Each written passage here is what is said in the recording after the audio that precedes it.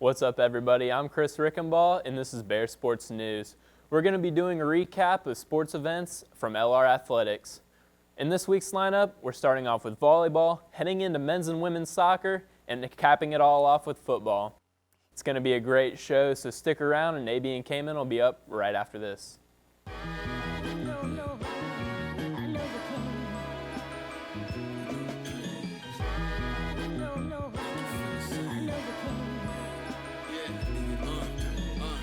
Money, power, respect, or you left with that.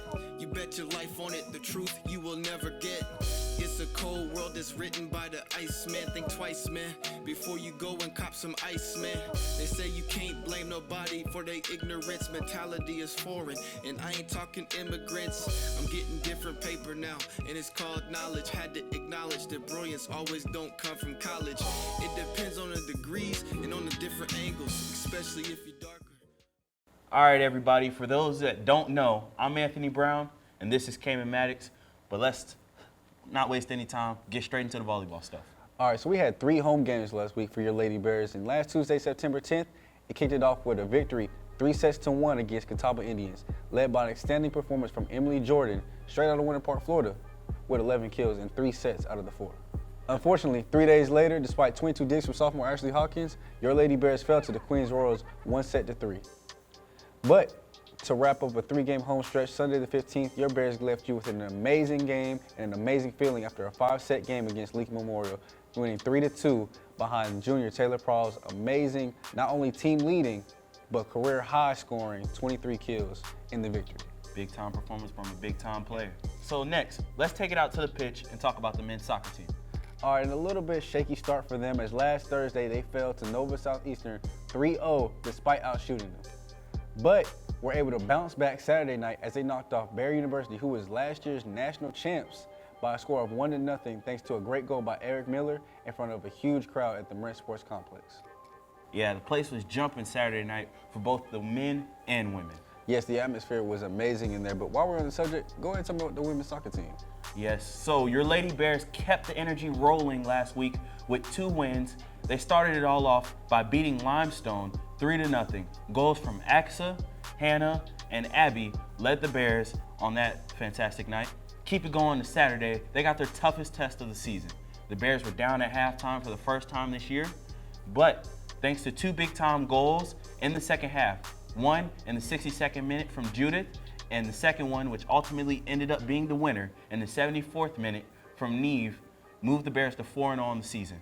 You can catch both the men and women back in action at the Moret Sports Complex Wednesday against the Mars Hill Lions. This is also the SAC Conference opener.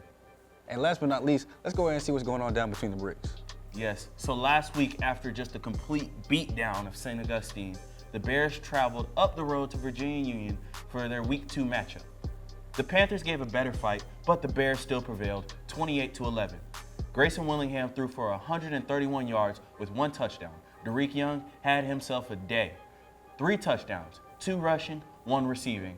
And on the defensive side, they were led by Landon Scott, who had himself 2 picks, and the rest of the defense held up their end, holding the Panthers to just 39 yards rushing. The Bears ultimately just overwhelmed the Panthers, leaving them with just 11 points to score on the field. You can catch your Bears in action between the bricks this Saturday as they open up their conference play against Newberry. Before we wrap up the show, this is our chance to give a shout out to every single person that's been named Player of the Week so far.